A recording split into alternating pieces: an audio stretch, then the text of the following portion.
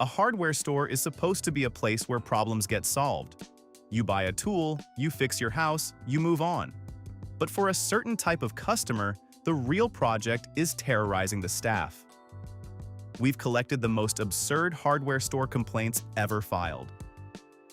These are the people who think buying a hammer makes them the center of the universe. 1. The trap worked. That was the problem. A retiree in Kissimmee bought a live catch trap at his local Ace and caught a raccoon the first night. Then he stood in the yard at sunrise, holding a cage with a very annoyed animal in it and no plan whatsoever. So he drove to the store with the trap in his trunk, raccoon included. He demanded an employee come out and deal with it, since the store had sold him the situation. They gave him the number for county animal control. He set the cage down by the propane rack and left. An assistant manager drove it out to a creek on his lunch break and let it go. 2. A man in Scottsdale wanted an employee fired for smiling. He'd walked into the Home Depot asking for a left-handed pipe wrench. The associate had grinned and he took it as mockery. He wasn't joking either. He'd been arguing about left-handed wrenches with his brother-in-law for a week and had money riding on it. When a second employee came over and explained that a wrench doesn't care which hand you are, the complaint mutated from being laughed at to being corrected in public. He wanted an apology delivered in front of the plumbing aisle. He got directions to aisle 22. 3. An Ace Hardware in Bangor got a complaint that their key machine was doing too good a job. Dwight owned 4 rental units, had spares cut for the tenants, and then realized those tenants could let themselves in whenever they felt like it. He wanted the copies made slightly worse, sticky, needing a jiggle, something to discourage what he called casual entry. The kid at the counter said the machine cuts one way, and that's the way it cuts. Dwight asked for the manager, then the owner, then a phone number for whoever manufactures the machine. 4. A backyard wedding in Waukesha shared a fence line with an Ace Hardware, and the store had a tent sale booked for that same Saturday. Pallets of mulch, a forklift beeping every time it backed up, a guy with a bullhorn calling out markdowns on hose reels. The bride's mother came in on Thursday and asked them to cancel it. When that went nowhere, she asked for a 2-hour pause between 4 and 6, and then just for the forklift to be shut off during the vows. The store told her the sale had been on the calendar since spring. She called corporate twice. On the wedding video, the part where they promise each other the rest of their lives comes with a backup alarm underneath it. 5. The request was that a Sherwin-Williams in Little Rock quietly ruin one specific man's paint. His ex-wife came in with the color written on a receipt she'd apparently kept for exactly this moment. She asked them to flag his account so anything he bought came out one shade off. Not wrong enough to catch in the store. Wrong enough to look terrible on a wall. The manager told her they don't sabotage customers. She offered to pay extra for the trouble. Her request was denied. 6. 40 bags of quickset concrete, a Prius, and a loader named Hector, who did the math out loud. 2,000 pounds, give or take, going into a car rated for maybe 800. He said no. The woman behind the wheel had driven over from Elk Grove with a deadline, and she told him she'd sign a waiver. He still said no. So she pulled in the manager and accused the store of discriminating against her vehicle. The manager offered 6 bags now and delivery for the rest, $79. She wanted to know who'd be compensating her for the trips she'd have to make instead. 7.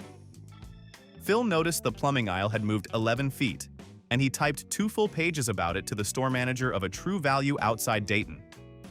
He wrote that he'd been reaching for elbow joints in that exact spot for 19 years. He could do it with his eyes closed.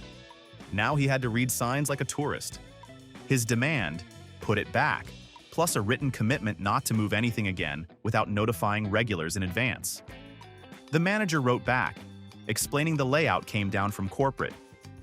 Phil switched to the Ace across town. Then he complained to them about their layout. 8. Third spring in a row, same guy, same species. Warren pulled into the garden center in Grand Rapids with a dead Japanese maple in the truck bed. This time he'd cut it down first, so it was a 4-foot chunk of trunk and a garbage bag of brittle branches. He wanted it replaced under the 1-year plant guarantee, and he wanted a bigger one, since the small ones kept dying on him. Somebody finally asked how often he watered it. Never, he said, because Michigan gets rain. They swapped the tree. Loading it up, he asked whether the guarantee starts over. 9 minutes into a trencher rental in Ankeny, Roy sliced clean through his own buried internet line. He came back furious, not at himself, and filed a claim for the repair, 3 days of lost work, and the rental fee. His argument was that the store should have asked whether he knew where his lines were. Anybody can call 811 before digging and get every buried line marked for free. It's also printed in the rental agreement he'd initialed at the counter that morning. The clerk showed him his own initials. He said initialing something isn't the same as reading it. 10. The tree was a 40-foot blue spruce, and it wasn't his. Dale had rented a chainsaw from the tool counter at a Lowe's outside Knoxville and spent Saturday clearing what he took to be his own back corner. The property line ran 9 feet west of where he figured. His neighbor came back with an arborist estimate of $3,200, and Dale carried that estimate straight to the rental counter and demanded the store pay it. Nothing on the saw or in the paperwork had told him to check a line first, he said, and he wanted a warning sticker added to their machines. They said no twice. The neighbor sued him in small claims and brought along the rental contract with Dale's signature on it. 11. It took a slice of deli ham to make somebody at the paint counter finally write a letter to the manager. A customer at a family-owned hardware store in Salem had been color matching for 11 months, and the machine had scanned 41 objects for her. A throw pillow, a chunk of her stair rail, a coffee mug, a dog's collar, and now lunch meat because she wanted the kitchen to land somewhere near that pink. The employee asked for a 3-item limit per visit and a written rule against anything perishable. Management said matching is free and unlimited, and that she'd bought $2,000 of paint she mostly hadn't opened. All he got was a small sign asking customers not to bring in food. 12. 11:40 at night, a man in Spokane called his Home Depot to complain that they were closed. Not that they'd closed early, that they closed at all. He'd cut a tile wrong, needed a fresh, wet saw blade, and wanted to know why a store selling emergency-shaped merchandise keeps bankers' hours. His demand was 24-hour service, or a phone number that would get somebody to come open the doors. The overnight stalker who picked up said no, twice. He asked whether anybody there understood that grout doesn't wait. Grout does not wait. His hallway floor spent the night proving it. 13. The screwdriver on the counter in Gadsden looked like a chewed pencil. Harlan had used it as a chisel, then as a pry bar, then as a punch to knock a pin out of an engine mount. Now he wanted it honored under the lifetime guarantee printed on the packaging, which he'd also saved. The clerk said the guarantee covers defects, not demolition. Harlan said a lifetime is a lifetime, and if they wanted limits, they should have written them down. He got a new one, because hand tool warranties are famously soft and he knew it. 8 days later, he was back with that one destroyed the same way. 14. 26 years old, 40,000 followers, and a log in the trunk of his car. Cody asked a hardware store in Bend to unbox 3 chainsaws so he could run them in the parking lot for a comparison video. The manager said no, citing insurance and, between the lines, common sense. Cody set up anyway by the cart corral. When an employee shut it down, he demanded free product plus $600 for what he called a lost upload. He'd worked that number out from his own view estimates. 2 guys walked him to his car. He's banned from that store now, which he mentioned in the video he posted anyway. 15. 2 hours in the lumber racks, 300 boards handled, 4 purchased. That was the ratio Dennis kept at a Lowe's in Norman, and he left the rejects leaning wherever gravity took them. Wood warps as it dries. which is why half a stack is never straight. But Dennis had decided the store was hiding the good stuff. His complaint had two parts. He wanted into the sealed bundles in the back, and he wanted the kid who'd been quietly restacking behind him written up for hovering. They actually walked him into receiving. He went through a fresh bundle, rejected that too, and bought his 4 boards. 16. A cat named Rivet slept in the caster bin at a family hardware store in Providence, and a customer once demanded his removal. Her account, she'd reached for a box of wheels. Rivet had been sitting on that box, and Rivet declined to move. She called it blocking a sale. She wanted the cat kept behind the counter permanently and store credit for a wasted trip. The owner lifted the cat, sold her the casters, and heard nothing else until the review appeared. 1 star, mostly about hygiene. Rivet got a small laminated sign identifying him as staff. 17. The key said, "Do not duplicate," right on the head, and the counter guy at a shop in Tempe pointed at the words. Marcus said he was the one on the lease, so who exactly did they think they were? They still wouldn't cut it. So he called the property management company to get permission in writing. That's how they found out he'd been trying to copy a controlled key for one of their units. A lease violation notice showed up 9 days later. He came back to the hardware store and asked them to write a letter confirming they'd refused him. They wrote it. It did not help. 18. A stalker at a Tractor Supply in Lakeland moved a sale sign 1 row over, and for about 40 minutes, a $2,400 zero-turn mower was wearing a $240 tag. Ellis photographed it, wheeled the mower to the register, and demanded they ring it up at the tag. Stores don't have to honor pricing mistakes, and most state law backs them up, which the manager explained while Ellis wrote down his name. Then came 11 phone calls, a 2-page letter, and a complaint to the State Consumer Protection Office, which closed the file in a week. Corporate eventually mailed him a $100 gift card to end the correspondence. He spent it on a string trimmer and still tells people he won. 19. 42 feet of chain link, already in the ground, and a man in Cheyenne wanted the store to take it back. He'd put his fence up first. Then his neighbor built a matching one along the same line, same height, same mesh. The 2 yards ended up separated by a 1-foot corridor of fence sandwich. He couldn't make the neighbor tear anything down, so he tried to undo his own end of it. Posts set in concrete, wire cut to length. The store said installed material doesn't come back. He asked if it would come back uninstalled. Not in that shape, they said.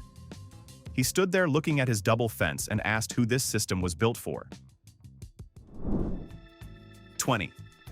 Marla in Albuquerque aimed a security floodlight straight into her neighbor's bedroom window, on purpose, at head height. Then she acted shocked when the city sent her a nuisance notice. Her complaint went to the hardware store that sold her the light. She wanted a letter on store letterhead confirming the fixture was sold as legitimate security equipment, which she planned to submit as evidence. The manager said they don't write letters for code disputes.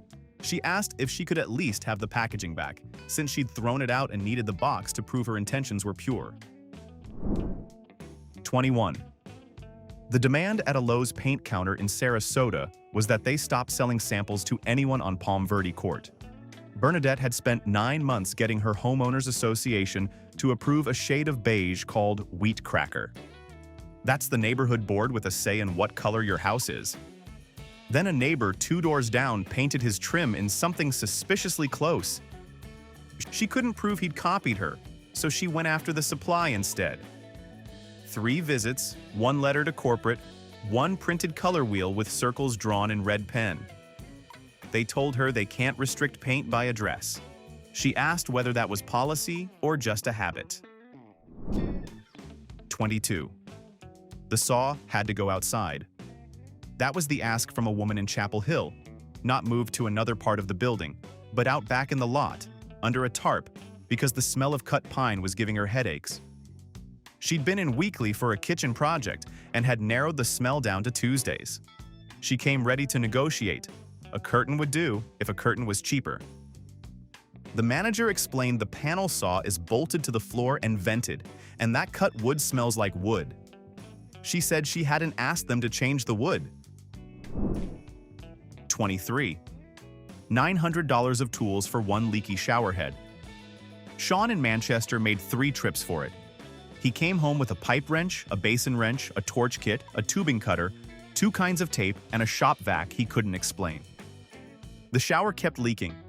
His complaint accused the staff of talking him into a job he wasn't qualified for, and he wanted every dollar back, torch kit included.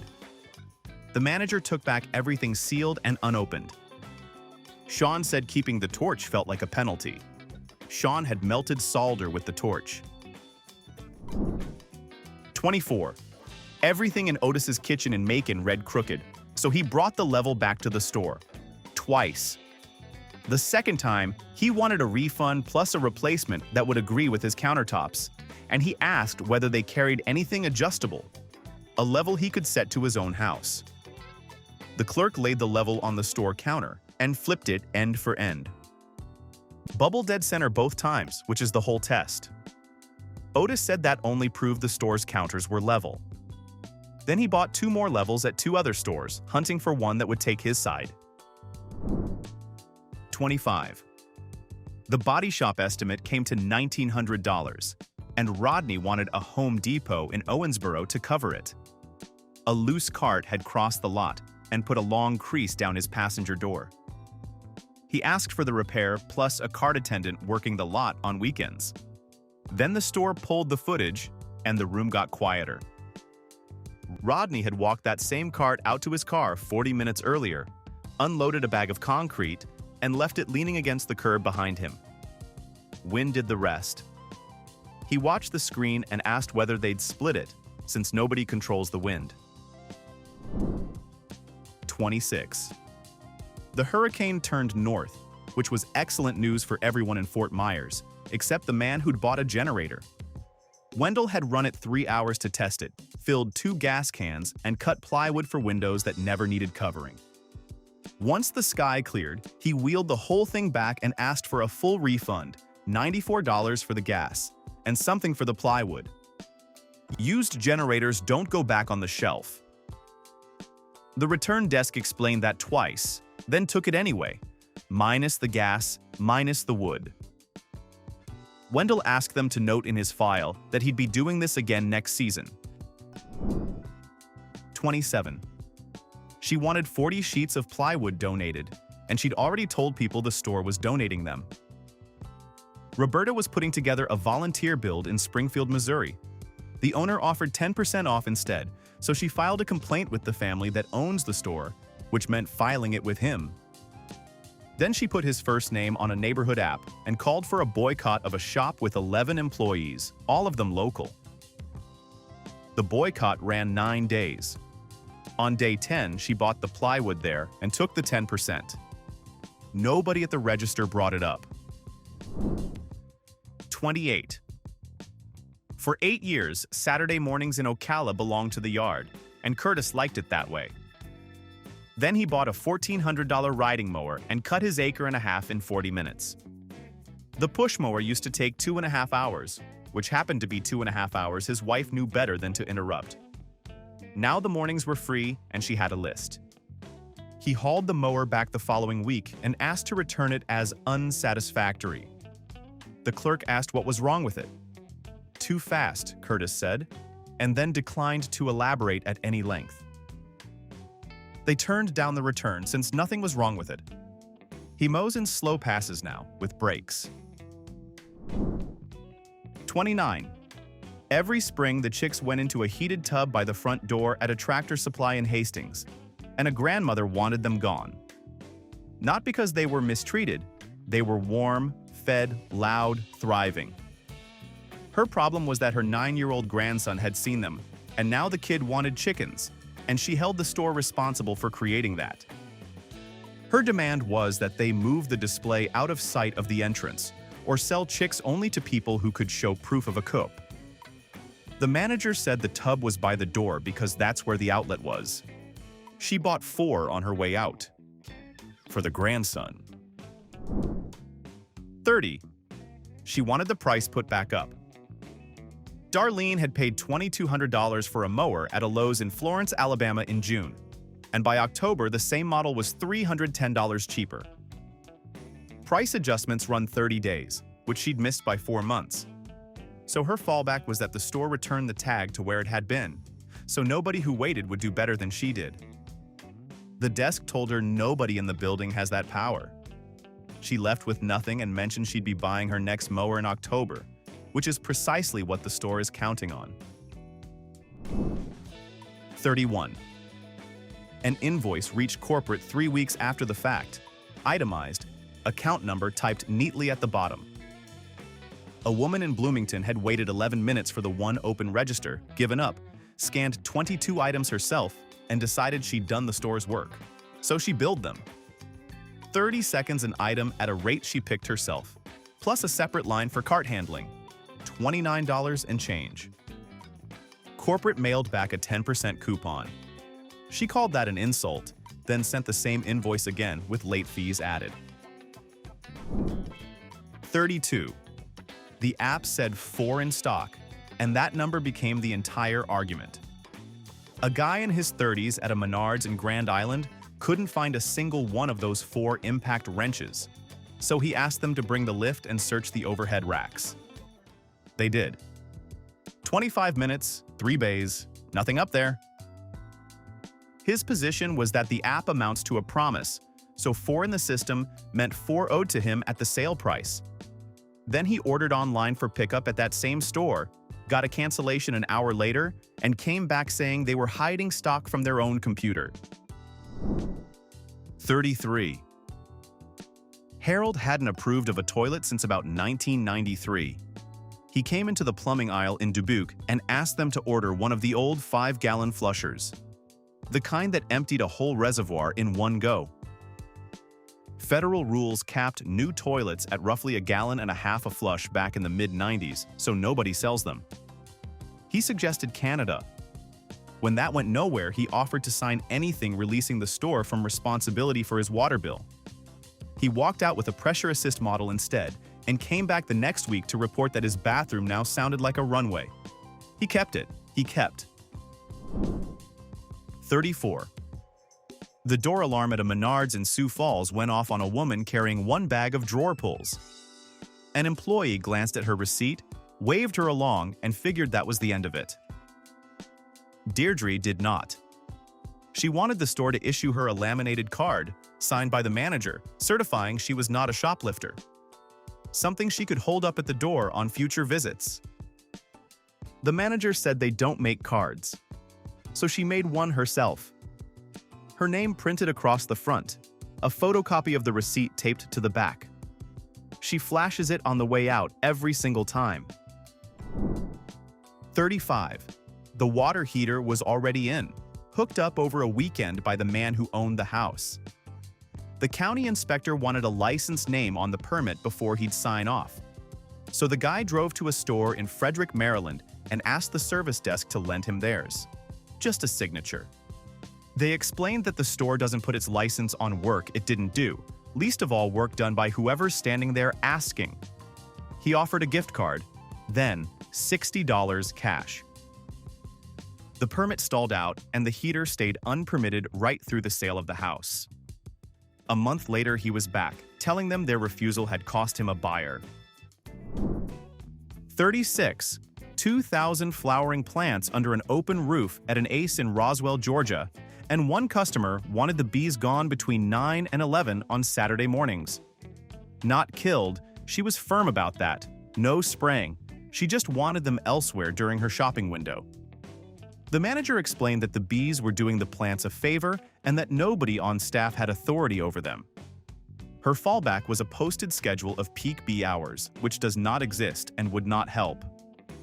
She shops at 7 now before things warm up, and it works, which nobody wants to admit is a solution. 37. She wanted a squirrel produced.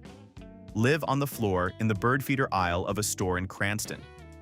She'd bought a baffle, the plastic dome that mounts on the pole to stop climbers, and the squirrels had solved it in 2 days.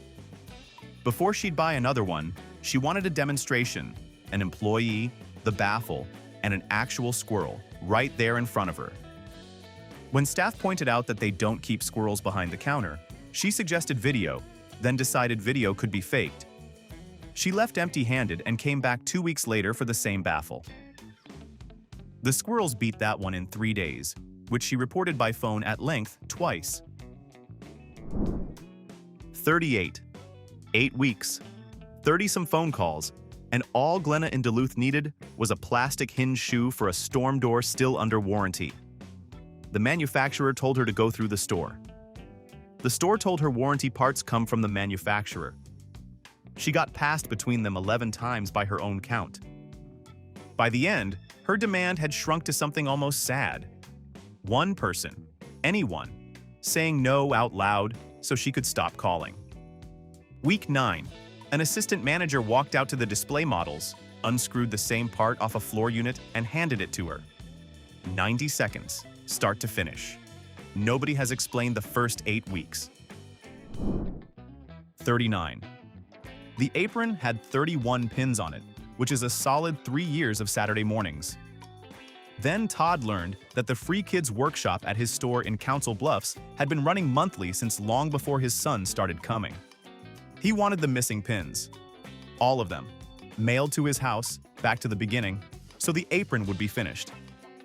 The store said they build kits to the month and don't warehouse the old ones. He asked for the names of families who'd taken more than one kit per child. They dug up 3 leftovers from a back shelf and handed them over. He posted online that the store keeps a hidden stash, which is technically what 3 kits on a back shelf are. 40. Wade in Peoria owned 6 cordless tools on one battery system, then grabbed a charger off an end cap without reading the brand on the box. That was $68 for a battery that fit nothing in his garage. His proposed remedy, laid out at the service desk, was that the store swap his whole collection over to the brand he'd accidentally bought into. All 6 tools, free because nobody had ever sat him down and explained that batteries aren't universal. They took back the battery, and that was the extent of it. He ordered a third-party adapter online instead, the kind that clips anything to anything. A month later, he was back, wanting to know whether the store would cover a drill that had cooked itself. 41. A modern gas can does not want to pour. The spout has a spring-loaded gate and no vent hole, which is why it glugs, dribbles, and makes otherwise reasonable men lose it in their own driveways. Emmett in Sumter brought his back and asked the guy at the register to drill a vent in it. Right there at the counter, with drills 50 feet away. When that got shot down, he moved to a standing request. Stock a few of the old vented cans in the back for regulars, and he'd pay double. Nobody makes those anymore. So he wrote the chain a letter about spout policy, 3 paragraphs, and the last line was about freedom. 42. They walked into an Ace outside Nampa looking for a referee. Married about 4 years, deadlocked on bathroom trim, eggshell against semi-gloss, neither one willing to move an inch. What she wanted was the paint guy's answer in writing so it would count. He wrote 1 sentence on the back of a color card, signed it, and handed it over. She photographed it in the parking lot. Her husband rolled semi-gloss the next weekend anyway, and the card is on the refrigerator. Retail workers in hardware stores don't just sell tools, they act as daily therapists for adults throwing tantrums. Should people who demand refunds for their own catastrophic DIY mistakes be permanently banned from buying power tools? Sometimes the customer isn't just wrong, they're a public safety hazard. If you enjoyed these stories, smash that subscribe button and leave a like to support the channel.